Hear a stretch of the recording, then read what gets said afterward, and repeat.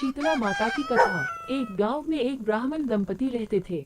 उनके 2 बेटे और 2 बहुएं थीं। बहुत समय बाद दोनों बहुओं को पुत्र रत्न की प्राप्ति हुई थी। इसी बीच शीतला सप्तमी का पर्व आया। इस दिन के नियम के अनुसार माता शीतला को बासी और ठंडे भोजन का भोग लगाया जाता है और उसी भोजन को प्रसाद के रूप में खाया जाता है। लेकिन दोनों बहुओं के मन में डर था कि अगर वे ठंडा भोजन खाएंगी तो कहीं वे और उनके छोटे बच्चे बीमार न पड़ जाएं। इसलिए उन्होंने चुपके से अपने लिए 2 गर्म बाटियां बना लीं और उन्हें पशुओं के दाना रखने वाले बर्तन में छिपाकर रख दिया। इसके बाद दोनों बहुएं अपनी सास के साथ शीतला माता की पूजा करने गईं और वहां कथा सुनी। घर लौटने पर सास तो माता के भजन गाने लगी, लेकिन दोनों बहुएं बच्चों के रोने का बहाना बनाकर घर चली गईं।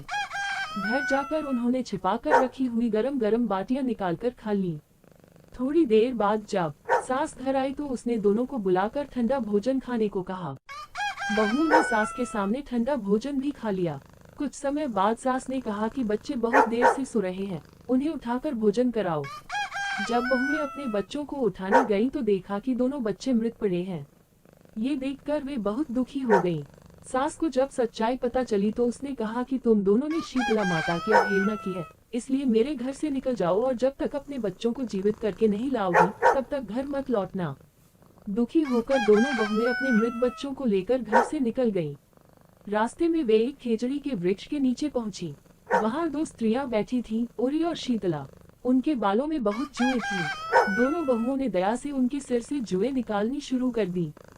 इससे उन स्त्रियों को बहुत शीतलता और आराम महसूस हुआ।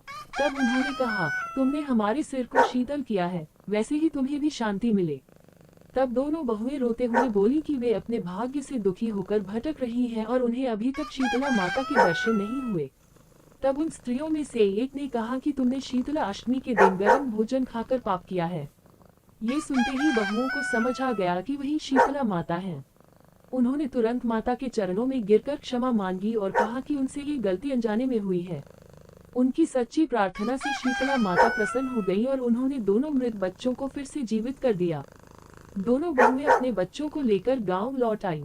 जब गांव वालों को यह चमत्कार पता चला तो सबने मिलकर शीतला माता का मंदिर बनवाया और बड़े श्रद्धा से उनकी पूजा करने लगे। कथा का संदेश।